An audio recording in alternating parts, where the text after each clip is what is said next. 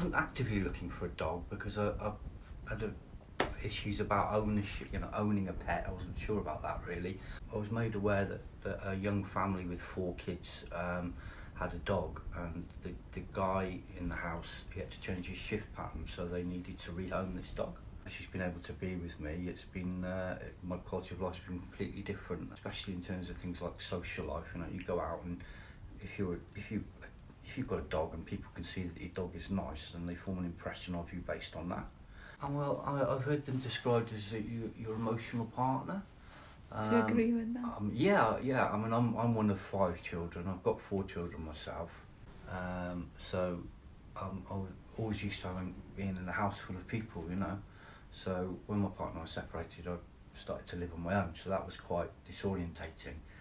And people say, how is it living on your own? But I've never considered that I have been living on my own because I've always had Peg with me, because I suffer with various mental health problems. Sometimes I don't really feel like being sociable or going out, but it forces you to do that, which is good. Yeah. So she'd always have a really substantial walk every day, twice a day. Sometimes we'd go out and do 20 miles, just go and visit people. But previously as well, I've lived in shared accommodation, and there've been other people living there that maybe one guy had Asperger's, for instance, and he was quite socially isolated.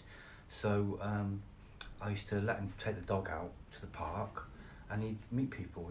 It's a different experience for him because people approach you when you've got an animal and stuff like that. And also, I'm ex-military, and there was a guy when I was in the living in hostels. He was kind of housebound because he had a injured leg. So I used to take Peg round, and she used to stay with him, and I used to go around to his house and take her for a walk from there every day. So, she's been a companion for other people as well, because I always felt it was important for her to get used to being with other people just in case something happened to me, Constant companion.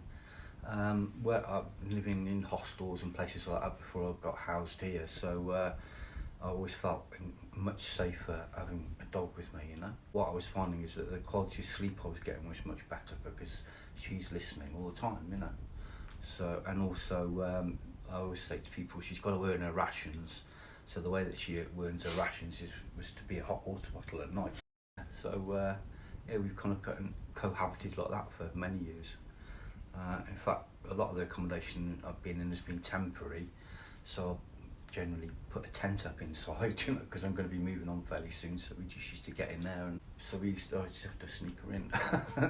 But she's well trained, so I used to have to get to sit at the top of the stairs, and I'd open the front door, and she'd run out and then sneak back in, But so we lived in some quite unusual circumstances. She's not allowed to be here because they don't allow pets. And you didn't think to sneak her in here? No, well, she'll come and visit me, definitely, yeah.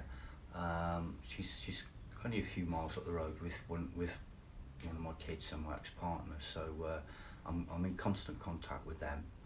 And I've always said that, if there was a better home for her to go to, she could go there, So because I'm not allowed to have a pet, she's there, but I'm really happy with that outcome, and obviously my priority has been to have a home, So I didn't want to bring her and jeopardise this tenancy, So I won't do that, but she will visit.